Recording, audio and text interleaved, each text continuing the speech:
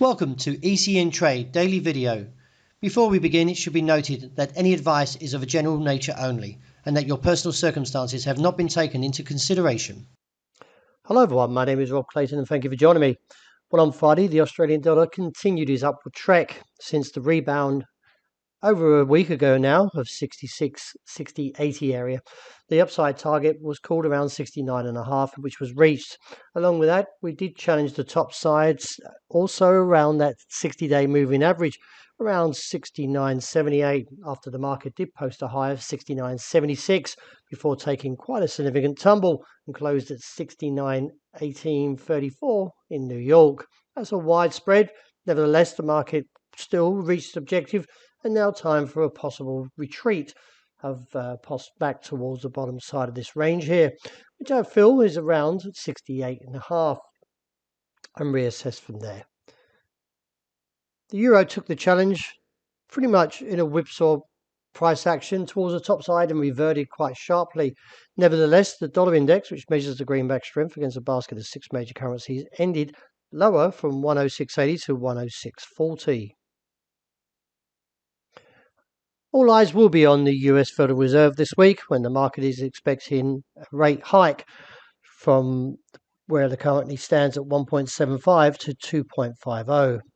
If so, the market will now be looking very much close to what the script has to say in terms of how the US Central Bank is viewing the next rate hike, as this one has already been locked in. Along with that, we do have in Australia the CPI for the middle of the week, with the previous forecast of 2.1 looking for a drop to 1.9.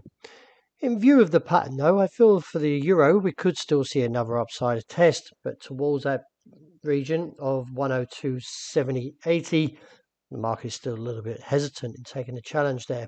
But a break, however, would see further guidance towards the top side of this range here, which is around 104. But overall, I feel the market will be a little bit whipsawed into this week due to the risk factor from the US Federal Reserve. The dollar yen took a very heavy tumble after taking out the support level, which was around 137.30, and from that the market plummeted to a low of 135.55. The call is now to 134.60.90, so a little bit shy from that challenge of that trend line. Nevertheless, the market is still, in terms of how this candle is, holding to a negative bias, so I feel we could see another down test to the start of this week. Looking at sterling, the market still holds from that dragonfly doji to a long-legged doji, which is indecisiveness, but nevertheless I still call the market for a test up, and that is towards that 121.5 and reassess. Moving on to gold, the market confirmed the outside range day or engulfing candle after taking out the resistance level of 1,724. From the break, now puts a trajectory up towards 1,742 to 46, which was nearly achieved after the market rallied to a high of 1,739. Nevertheless, I still like the way this pattern is shaped, so I wouldn't be bearish for the start of this week for gold, as the market does look like it will take that challenge to that top side and reassess. Finishing up with oil, market still was somewhat negative since that retreat from that 99 area. The call was down towards $94.70, which was reached. The market didn't really carry on too much further than that call after hitting the low, as you can see here, from 93.68 and closed at 94.50.